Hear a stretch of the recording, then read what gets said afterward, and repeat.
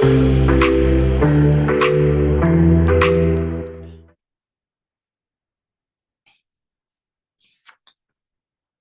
everybody on Zoom, can you guys still hear and see us, or at least see the presentation screen? Yes. Okay, fantastic. Well, thank you so much for everybody that's on Zoom today and as well as in person. I am very happy to introduce Ms. Diedre Johnson, UTRGV marketing lecturer and founder of Parachute Marketing and Brand Management. Diedre Johnson, a seasoned professional in marketing, training, and leadership, has made a profound impact across industries. With a bachelor's degree in marketing from UTPA, an MBA specializing in transformational leadership from Oklahoma Baptist University, and certificates from Yale and London School of Economics and Political Science, Diedre is dedicated to academic and professional excellence. As the founder of Parachute Marketing and Brand Management, which recently launched, she had her grand opening very like last week. Well, it launched last year. Launched last year, but grand opening official. Oh, wonderful. She crafts influential brand strategies for organizational empowerment. As a marketing lecturer at the University of Texas, Rio Grande Valley, Diedre imparts vital knowledge drawing from her marketing degree and extensive career experience. Her commitment to student growth is evident as she equips them for success in dynamic environments. Diedre wants her legacy in marketing and academia to be one of excellence, innovation, and collaborative leadership. Without further ado. So that's a bunch of stuff. I guess that makes you sound awesome. I'm Diedre, typically I'm in sweatpants, Nikes, but you'll always see me in a ponytail when I'm gonna get work done. So I will definitely be switching into flat shoes in 44. So hey y'all, my name is Diedre Johnson Egner. I've been recently domesticated. I've been married. We made an honest woman out of me. But most people know me at UTRGV as DJE or Professor Diedre or hey Miss. I am a marketing lecturer. I teach junior and senior level marketing courses, specifically personal branding and communication, and integrated marketing and communication. The other hat that I wear is as the founder and creative director of Parachute Marketing and Brand Management. Some of you have already know me through that. And we support local small businesses with strategic, efficient, and effective marketing. Specifically, women, minority-owned businesses, which are women and veteran-owned businesses, and state and local entities that support arts and education. So we like to seek federal contracting for school districts and things like that. But enough about me. Wanted to make sure you had the opportunity to take a look at this tip sheet. So for those of you who are note takers, feel free to take notes if you want, but I have 2 takeaways for you. So if you want to download those, you can. The QR code will take you to a landing page.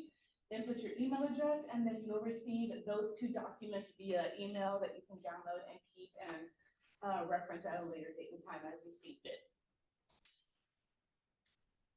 And I will switch screens in about 10 seconds. So give everyone the opportunity to go ahead and scan that code in case you want that, in case you do want the document with both of those tip sheets on that. If not, that is perfectly fine by me.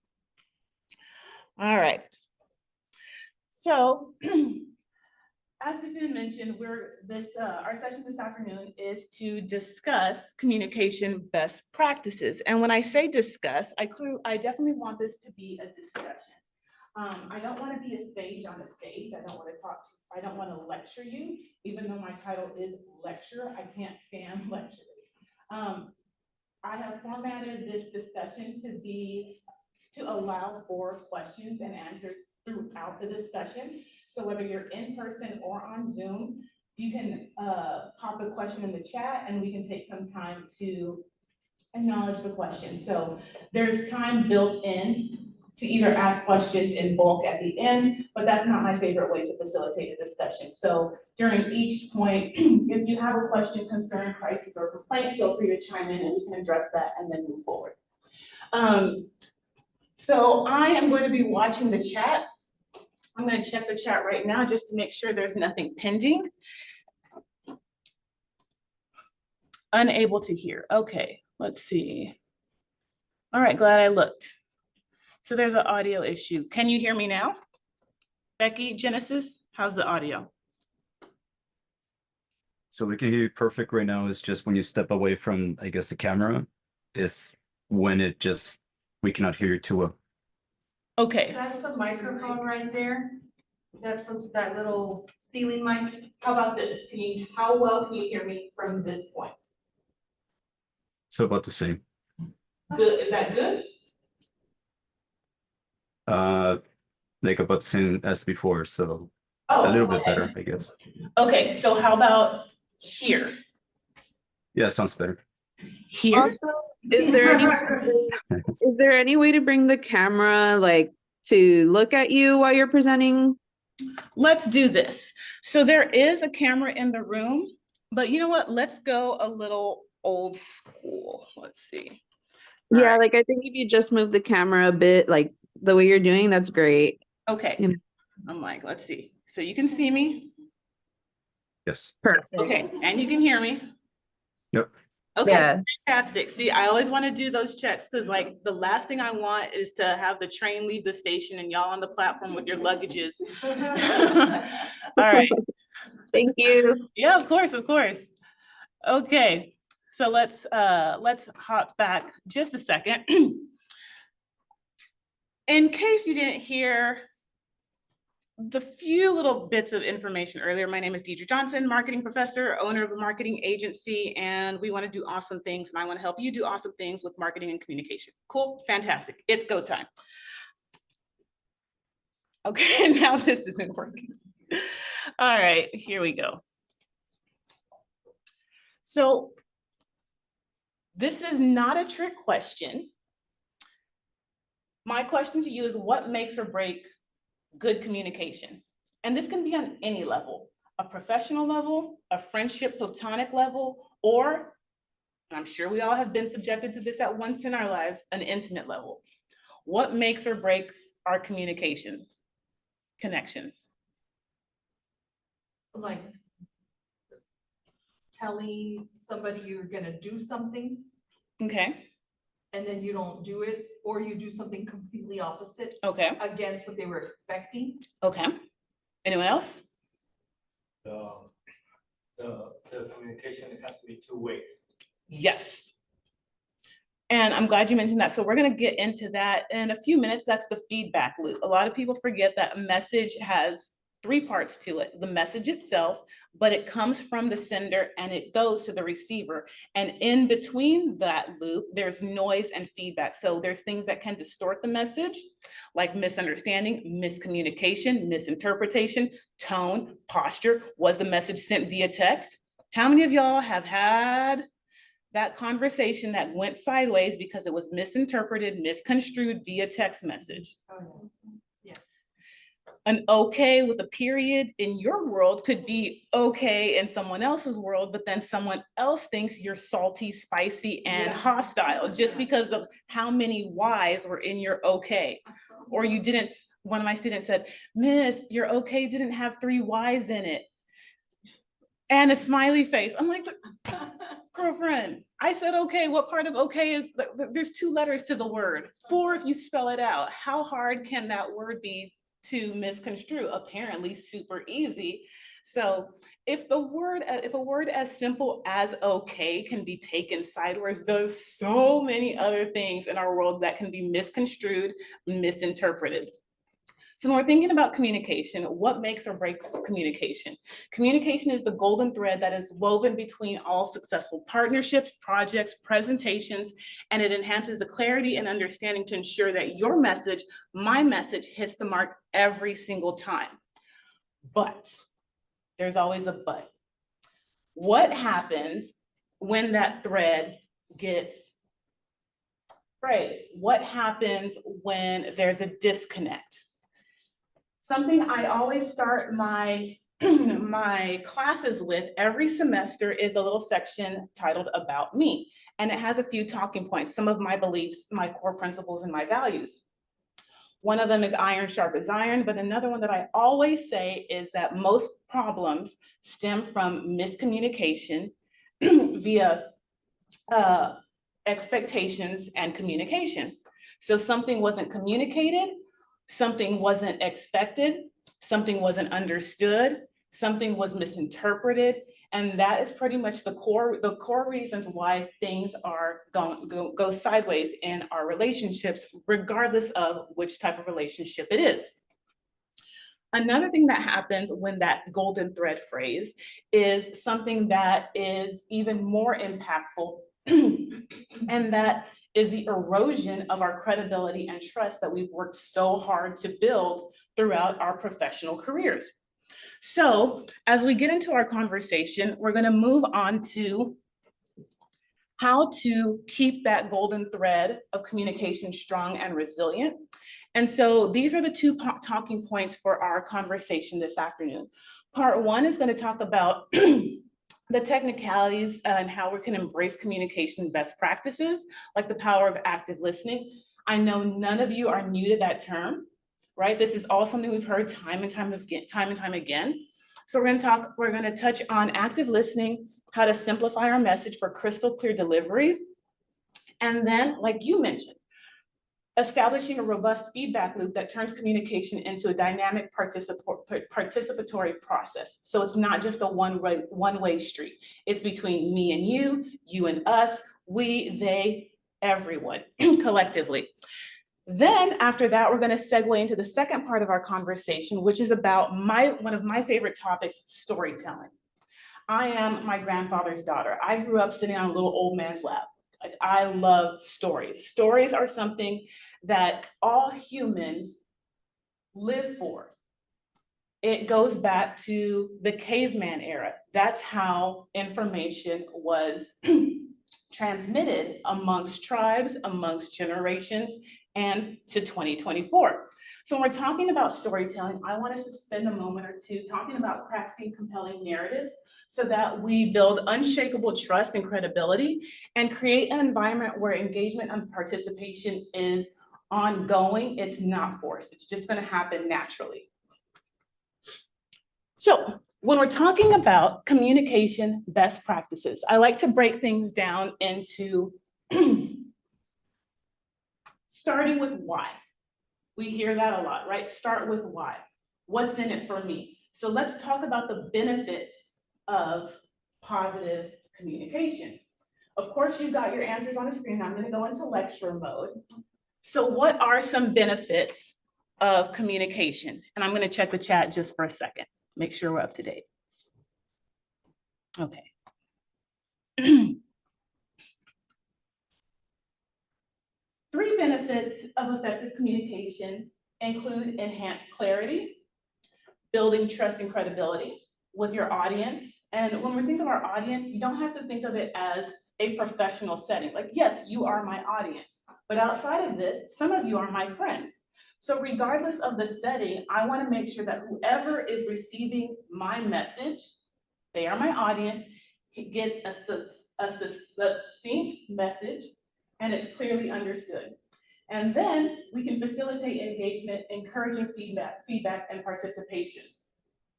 Now, what happens when we aren't the best at communication?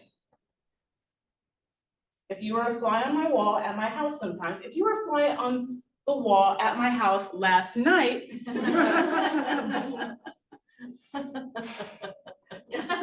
Was it an interesting one? it was one of those, how did you get that from what I said? Oh my gosh, yes.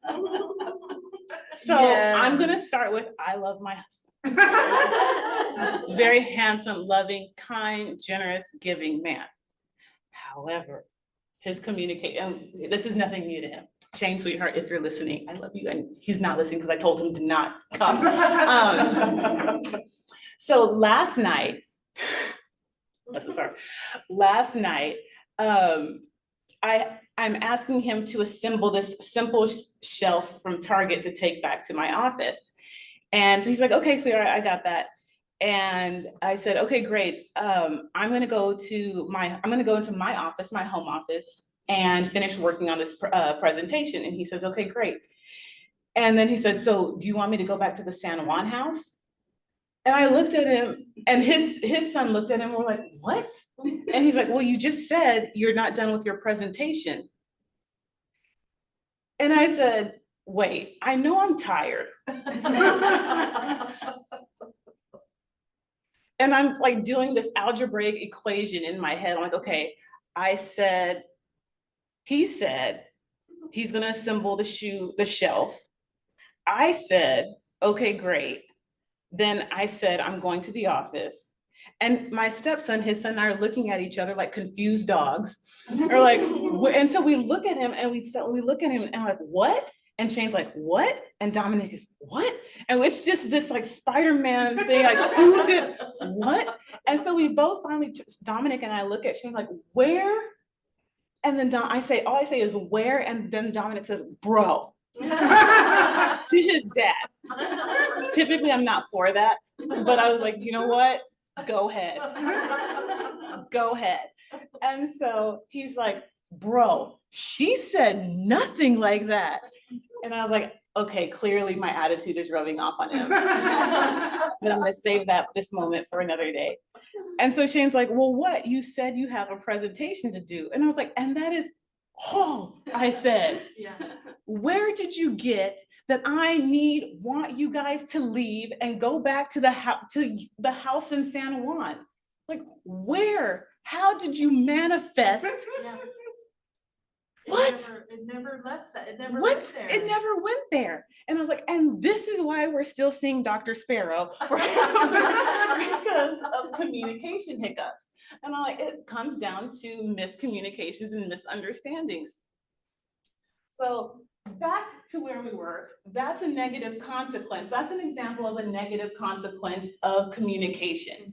So, and that on that end, it's the receiver's end. He didn't process He the interpreted, yeah. he misinterpreted the whole conversation. Exactly.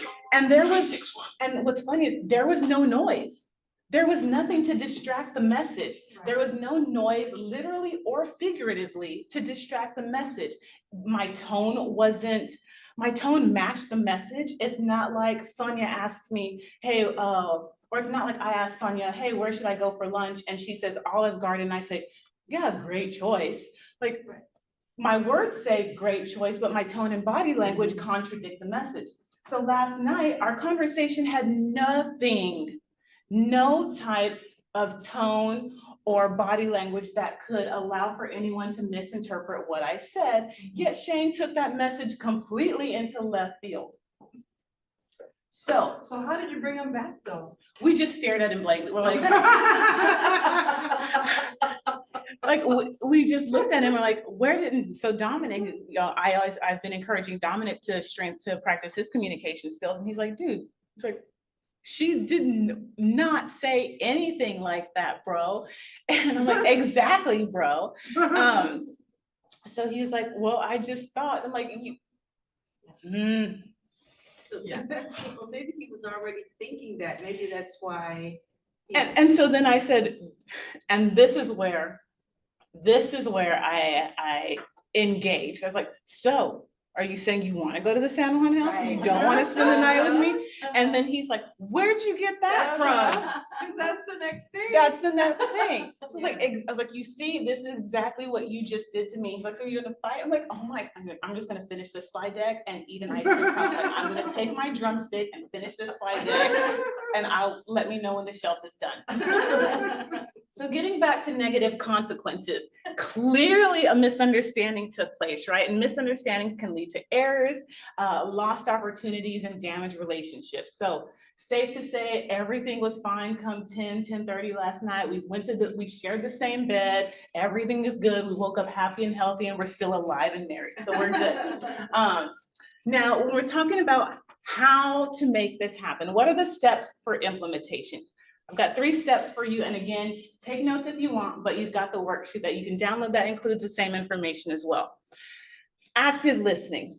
Active listening is engaging with your audience by encouraging questions and providing clear, thoughtful responses. I'm going to put a little asterisk, and I wish I could write a whole page on this, but something that people misconstrue is silence, or the power of silence. Yes. People also misconstrue the value of noise or being noisy. There's a parable that says the loudest drums, the most empty vessels make the loudest noise. And I always bring that up in my personal branding and comms class, because many times we meet people who are not just extroverted, but loud, and loud because they like the sound of their own voice, or they're insecure and they feel that they have to be loud to be heard. And so many times you'll find yourself exposed to people who act like drums, hollow on the inside, but loud and boisterous, and deterrent and compromising of your messaging efforts. When we think about how can we implement communication best practices, again, we've got active listening, clear messaging, and we talk about clear messaging. This is something that I see many adults, especially younger adults, as they transition from college into the workforce experience. And then I also see this with people who are, with professionals of all ages who possess some sense of insecurity. And what I mean by that is they use technical words unnecessarily. They use big words to sound smart. They speak as if they're writing a dissertation. And that's all fine and good if you're writing a dissertation and your audience is full of PhD or doctoral candidates. But what a lot of people don't know or don't realize or don't remember is that the average reading level in the United States is a cross between the 7th and 8th grade reading level. So your communication to help ensure that it is heard, received, and understood should be roughly around the 8th grade reading level. Now, as a marketing professor, as a marketing agency owner, this is something that is really mission critical to me, because we can have great messaging and we can make it sound pompous and we can make it sound snazzy and sexy and arrogant and all the 4-syllable words. But if those words don't trigger into sales, then they fall on deaf ears.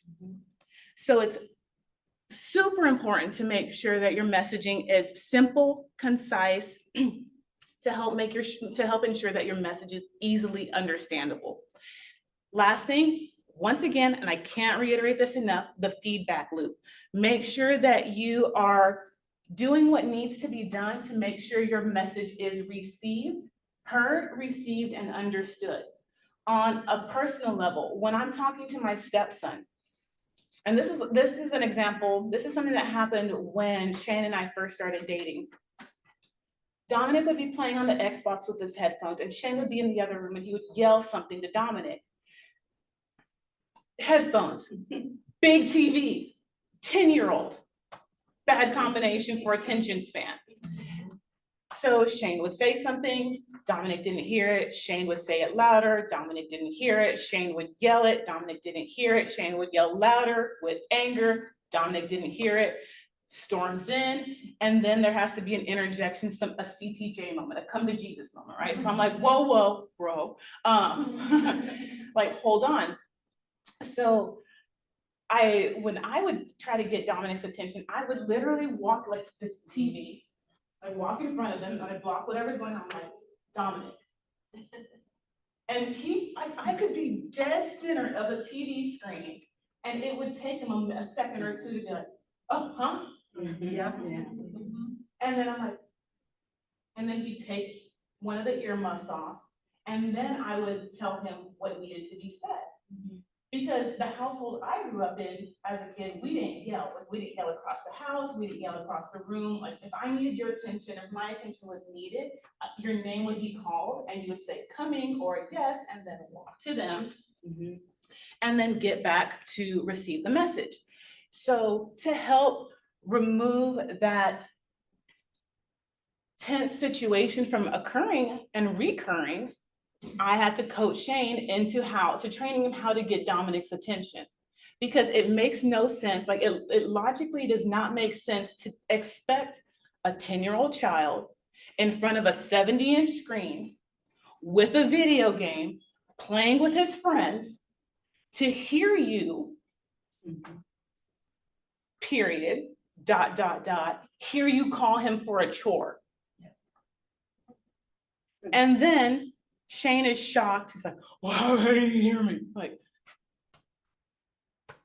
we might as well just given them some candy and made it worse. Like, where do you get, like, there should be no expectation that your message, regardless of the message, is going to be heard, received, or understood, especially considering the noise, literal and figurative noise, that is going to distract Shane's message from Dominic. So just keep that in mind. Now, let's get into to the second part of the conversation, storytelling. Everyone loves a good story. And my question to you is this: why is storytelling important? And we can break it down into 3 parts. Why is storytelling important on a professional level? So you set up the background of what you're about to propose. Mm-hmm. Connection. Yeah, It adds credibility. for sure. What about on the other 2 levels? Personal and, let's say, platonic and intimate. How does storytelling impact those 2 relationships? That's just for giggle's sake. Well, I mean, it strengthens your relationship with your partner, Oh, with your for sure. friends. Yeah. You know, you can share a story. Maybe it's a shared experience, Mhm. or maybe it's your experience, but you're telling the story because you're a great storyteller. Right. How many of you have met a bad storyteller in any of those settings? At work? So Yeah. let's pull in the imaginative couch. Pretend you're laying on it and I'm your counselor, your therapist. What happens when someone is a sorry storyteller? Well, I try my best to stay focused, You try your best. but my active listening skills just Yeah. turned off. Mhm. I think, yeah, exactly. I think that happens. Like, a lot. you're getting this. Yeah. But I'm off. Right, Yeah. right. So what is bad storytelling? No clear message. No clear message. They're circling the plane. They're just going around. And this is something I tell my students too. I'm like, land the plane. And they're like, what do you mean, Miss? And I give them the example of driving from here to San Antonio, because a lot of our students haven't left the state. So I'm like, okay, pretty much everyone has driven to San Antonio at one point in their life. So San Antonio, regardless of where you live in the valley, pretty much to entering San Antonio city limits, you should be able to get there in 4 hours. If you tell someone that it took you 6 hours to get to San Antonio, they're going to question you, right? Yeah. Why did it take you so long to get from point A to point B, knowing it should have taken you no more than 4 hours, possibly 3 hours, 15 minutes, possibly 3.5, but you should have not exceeded the 4-hour driving duration to get from the valley to San Antonio. So I tell my students, think of that destination, that trip, as your example of communicating your message. Point A to point B. Yes, you can take the scenic route a little bit, but regardless of taking the scenic route, stopping off at the good gas station in Kingsville, possibly going to Buc-ee's, it should not take you more than 4 hours. So when we're thinking about that correlation with our messaging, if it is taking you, if you're going beyond the scenic route and detouring, going through construction unnecessarily, stopping to take pictures of blue bonnets that aren't in season, you're like, no, this message should have progressed a lot faster, more smoothly. So when we think about messaging, keep a forward-thinking mindset with your message. Where am I trying to go? And then work backwards. What do I need to do to get to point B from point A? Now, you can add some scenic stuff to it. You can make your message a little pretty, but you don't need to take a ridiculous amount of detours to get to your final destination. When you do, if and when you do, you're going to find yourself in situations like you did, glazed over and thinking about what you're going to eat for dinner. Does the dog need to be let out? Did I reply back? Did she reply back? And everything else is going to come to your mind besides the message at hand. Now, as we get into crafting compelling storytelling, good storytelling in a professional setting is a really powerful tool that helps you engage and captivate your audience, create and message complex ideas in an engaging manner, and inspire action. There are 7 components. There's 7 components that I like to include to help you contribute to effective storytelling. When we're thinking about a good story, regardless of the environment, but again, this one is a professional setting, think about relevance, clarity and structure, emotional connection. Let me move the screen. Got that up. Oh, sorry. A clear takeaway, authenticity, and visuals and presentation. I'm going to give you an example. I'm going to show you an example of how I use that. And I want you to keep this in mind the next time you have a story to tell. And when I say next time you have a story to tell, that's not going to be some grand adventure, some grand scenic conversation. It's not going to be you on a platform in front of 500 people. Stories are told every day on all levels.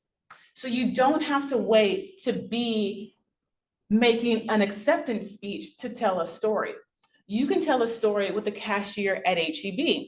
You can tell a story to the person, to Mike at the Mission Post Office. You can tell a story to a potential client. You can tell a story to a potential investor when you're applying for a scholarship, when you're applying for a grant. So the story I'm going to show you in about a minute or so is a story I created, a story I told for applying for a grant. Before we get into that, let's elaborate a little bit more on the elements of good storytelling. So first and foremost is relevance. What does it matter, right?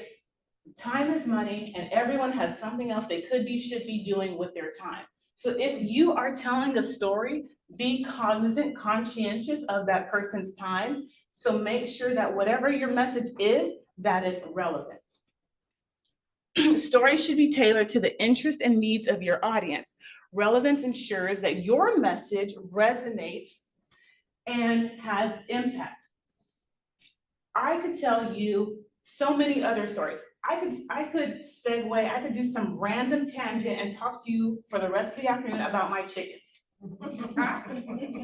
If you know me, you know I could do that. I am very capable of having a 2-hour conversation about my chickens. And my students know this, and they will randomly ask, so how's Ethel? And I'm like,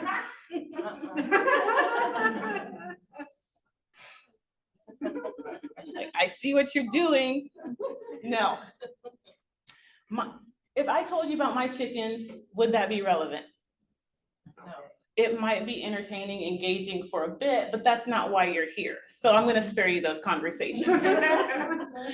But another day, you want to come by my office, come by my house, I'll get you some boots and we'll talk about chickens and why their eggs are blue.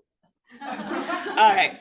How do we implement relevancy into good storytelling? We can do that when we understand our audience's background, their challenges, their pain points, the jobs to be done. When we think about good storytelling, we need to make sure that there's clarity and structure in our message. Don't take the scenic route unnecessarily. Don't go in circles and burn fuel. Point A, point B, land the plane. Yes, ma'am. So when you say don't take the scenic route, does that include eliminating some details? Because some people tend to include almost all the details that, even though Yes. it's related to the story, but there's just too many details. So yes, and that's huge. Some people make the mistake of including everything, and everything is not necessarily relevant. And I'll give a very distinct example for this. For example, let's say I'm telling a story, I'm talking to Persephone about something that happened while I was at the checkout line at Target. And I'm telling, the goal of the story is to tell her how I accidentally got something for free. And it happens, and I'm trying to make this up as I go. So I'm talking to Persephone about how I got an extra Burt's Bees lipstick for free. And so she's like, oh my God, that's so cool. How did that happen? And I was like, well, there's this woman in front of me, and she had the little thing, the barrier block to divide our purchases, but it moved. And that's important information. There was a woman who didn't put the barrier down, and it moved. And so somehow I got free lipstick. Irrelevant information would be something like, there was this old Black lady in front of me who forgot to put the barrier down. Like, is that information relevant? Yeah, right. And I know that's a very stark, example, but I wanted to give you an example of how people, like, sometimes it's helpful to put imagery into your message, but sometimes some of that messaging is irrelevant. Like, you didn't need to know that it was an old Black woman. You didn't need to know it was a disabled so-and-so. You didn't need to know it was a loud teenager. You didn't need to know it was a woman in a yellow dress. You didn't need to know it was a man in a tuxedo who forgot. You didn't need to, there's all these things, character traits that we can add to the storytelling that are irrelevant to the end message. So keep that in mind. You want to find a balance between what's called bluff writing, bluff, B-U-L-F. It's a military style of writing, which is bottom line up front. It's very succinct. I love it for business writing. It's get to the point, add details if needed, but there's no meat and potatoes to it. Versus writing a dissertation, the whole Megillah, where you're telling everything and everyone, and the lady was wearing tap shoes to Target, and you're like, I don't know why she was wearing tap shoes. And you have that person who tells a story with all these details, and they go into tangents that make no sense, and then you're like, what was the point? So find a balance between relevancy, clarity, and structure. Once you've got that, you want to add some emotional connection, because you have to make sure that the message benefits both you and your receiver. You're going to apply the WIFM, what's in it for me, to your message, what's in it for them, and what's in it for me. If there isn't mutual benefit out of your message, it might not need to be said.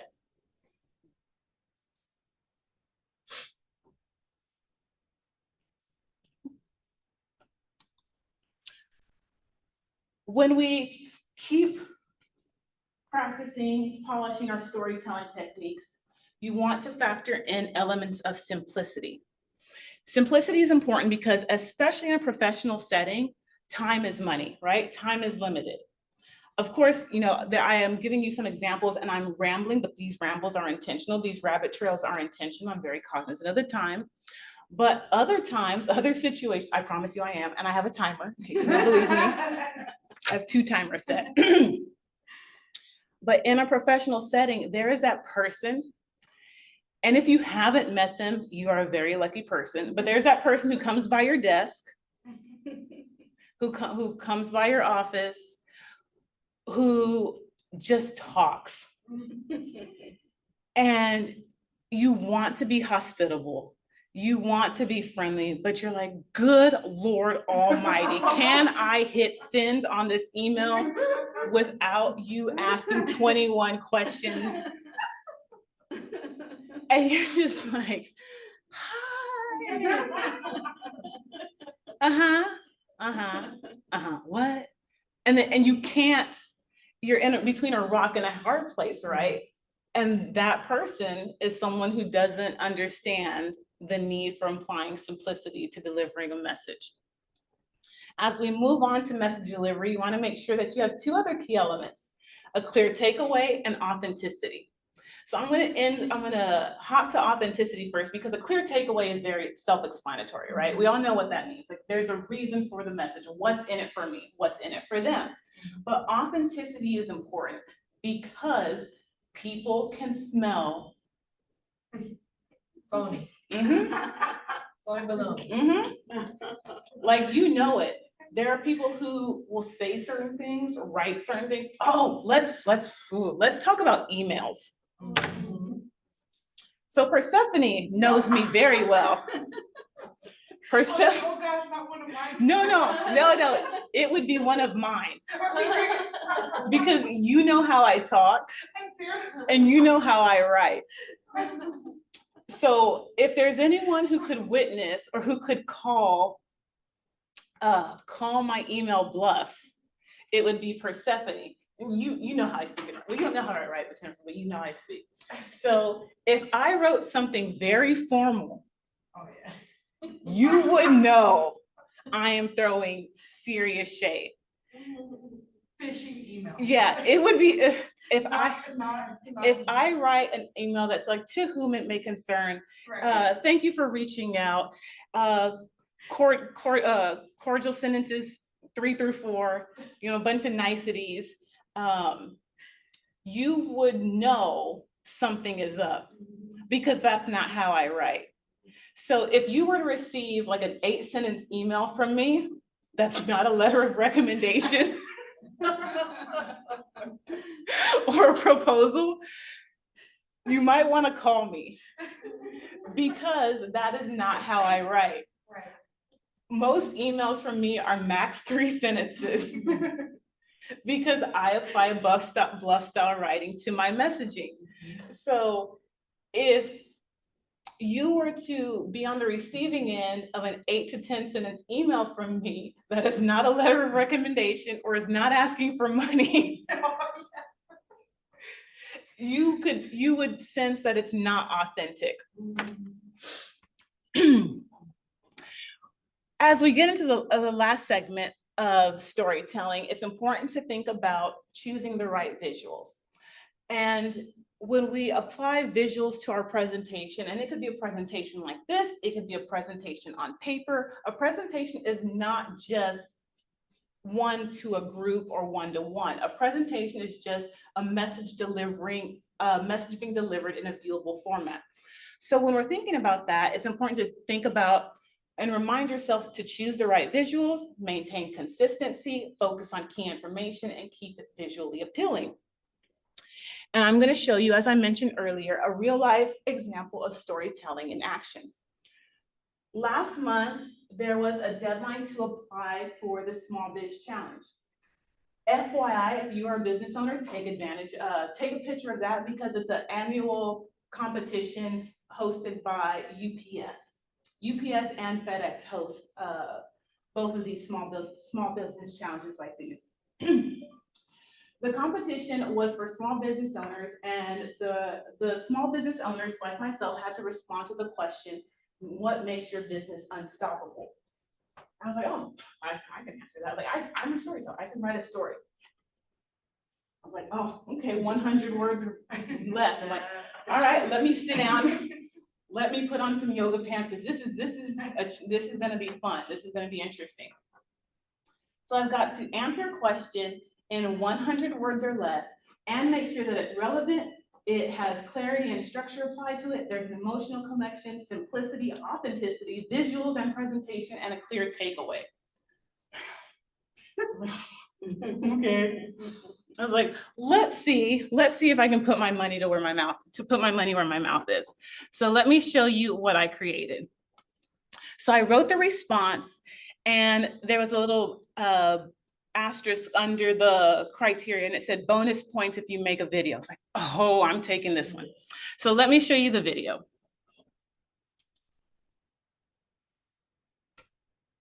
Hi, I'm Diedre, founder of Parachute Marketing and Brand Management. This agency was created for first-gen college students like me to have a career launchpad. As their professor, I heard the same sad story over again. I can't get a job because I don't have experience, and I can't get experience because I don't have a job. We live in a historically disadvantaged community and an area of persistent poverty. But wait, I promise I have good news. Last year, Texas set records, and I'm proud to be a part of that success. Parachute is unstoppable because it embodies innovation and empowerment. We serve as a vital support system for small businesses. Our innovation strategy uses turnover for growth, leveraging technology for efficient results. Through internships, part-time roles, and affordable marketing solutions, we drive economic development and empower entrepreneurs. We can do more. This grant will make a difference. Nice. Way to go. So, I heard we are unstoppable Mhm. because. yep, Yeah. Mhm. let me get back to that. Is this it? Okay. There we go, next slide. So in 57 seconds, 99 words, I answered the question and I hit all 7 talking points. It took an hour and a half to do it, but I got it done. So it is possible. It just takes effort. It's not hard work, it's just work. And that's something I always want people to remember with pretty much most things in life. It's not hard, aside from rocket science and cardiology. You know, it's not hard, it's just work. So you have to put in the work to make it possible and feasible and then easy. So how do we keep this golden thread strong, this communication strong and resilient? Oh, wait. Embrace communication best practices. Active listening, simplify your messaging, and establish a robust feedback loop for communication so that way it's a dynamic participatory process. You're in it with me. I'm not just talking to a wall. I could talk to a wall. I grew up as an only child, so like I did. I'm very, very well versed in talking to walls, garage doors, and random animals. I don't, random animals, squirrels. I don't encourage it though. Secondly, when we think about crafting compelling narratives, the art of storytelling, you do that to build unshakable trust and credibility. You want to do that. And when you do that, you create an environment where engagement and participation is inevitable. It's not forced, right? So you want to make sure that you are setting the tone, setting the environment to have two-way conversations. When we think about, when we think about incorporating authenticity into personal branding and your presentations, again, let's start with why. Why is it important to do that? So whether you are creating a presentation at work, whether you are having a one-on-one chat, whether you're having a 360 feedback loop conversation, whether you're having a presentation, a storytelling session in any way, in any form with a client, investor, whatever, in everything you do, in all your messaging, you can always include elements of your personal brand into your message. If you haven't picked up on it already, part of my personal brand likes to be fun and approachable, right? Like I could be stiff, I could be blah. Hopefully I haven't been. If I have, you can tell me, I can take it.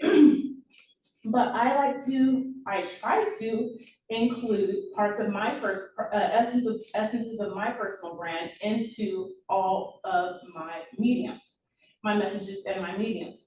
Benefits of doing so means that I hopefully, and you will, increase your authenticity, foster trust and loyalty. It helps you reiterate your personal brand, and it helps you build a deeper relationship with your audience. Now, if you don't incorporate authenticity and you want to be something you're not, okay, do you. However, if you do that, that leads to distrust and lack of engagement. People aren't going to want to listen to you. I know I could sound more professional. I could sound elite, prestigious. But people who know me know that's not me. And if I did that, if I acted like that, if I spoke like that, I would lose credibility because that's not the Diedre they have grown to know.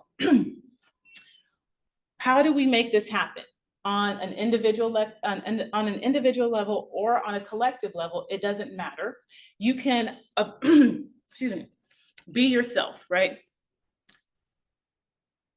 It's easier said than done, especially with cancel culture, especially with social media, fear of rejection, our insecurities. Like I've had braces twice and I still have a gap and I still sometimes have a slur.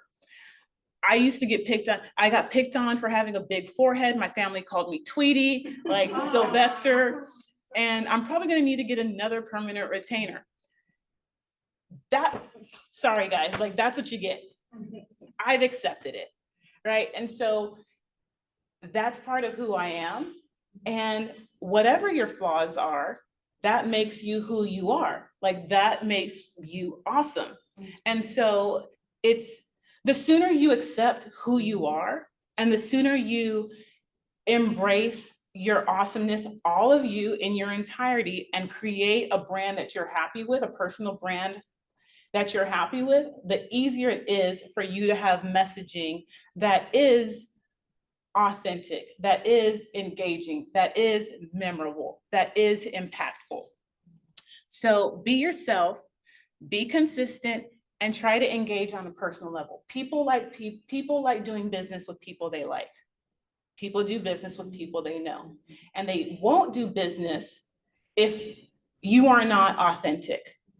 Because if you're not authentic, then they're gonna wonder, well, who is on the other side of this transaction if it's not who I see? And then they're not gonna trust you. I hope the hour has been insightful. If you have any questions, concerns, crises, or complaints, you can always call me, text me, send me a carrier pigeon, a smoke signal. You can be fancy and send me an email. You can, yeah. I mean, I'm all for a good smoke signal. Connect with me on LinkedIn. I'm always here to help. We're here to help. Questions, concerns, crises, complaints? Very good presentation. Thank you. Any questions from the Zoom? You have a Oh, yes, sir. over here. Thank you very much for the presentation. I have a question on the storytelling. How can you differentiate? How can you make your impact when there's some people that tell all the details and then at the end you're the point. Mm-hmm.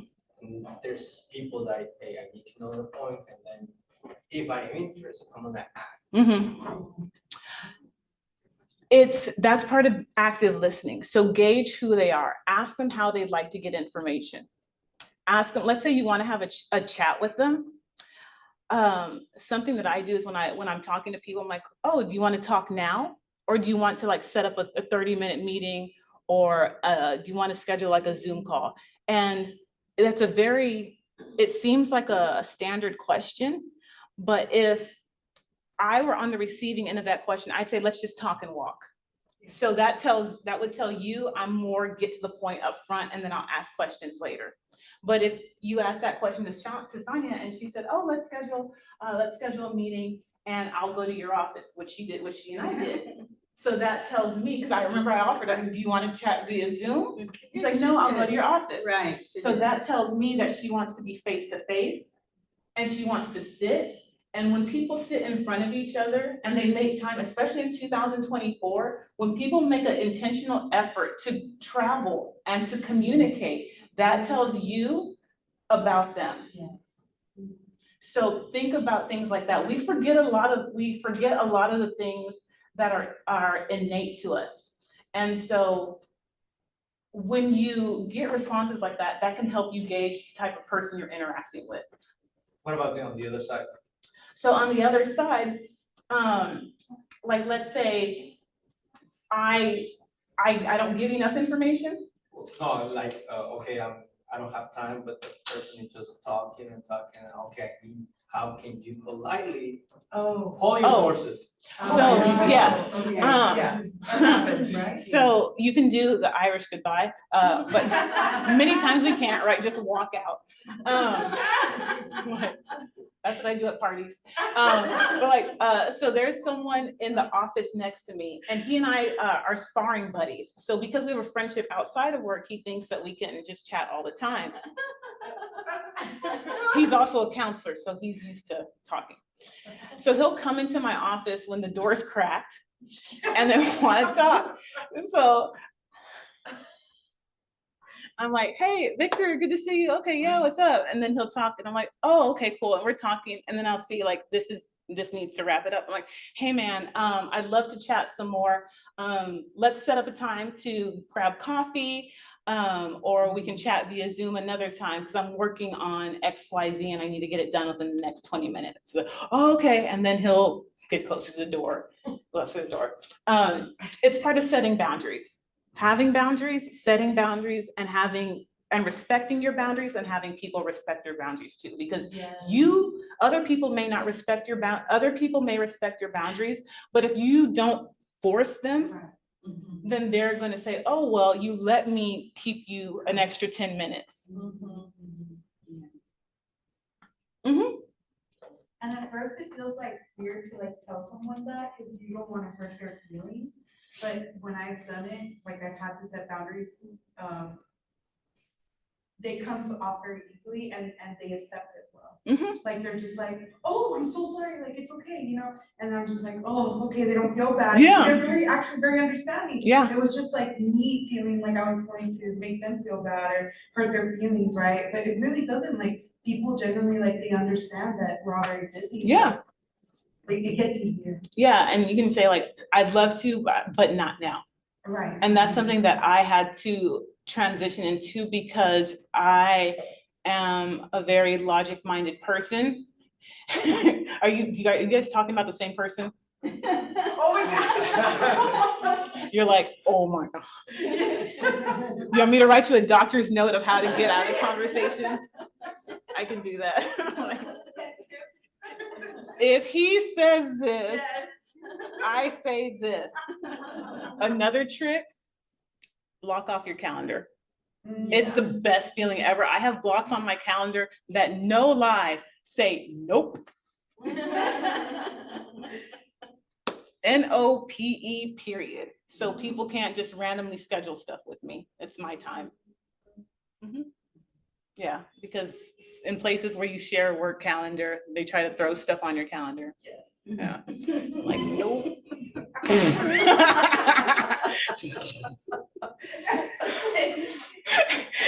Walk by everyone's screen later today, check for some notes, check for, doctor's appointments. Any other questions? Questions, concerns, crises, complaints? Yeah. I think it was fantastic. Great. Thank you so much. Yeah. Thank you.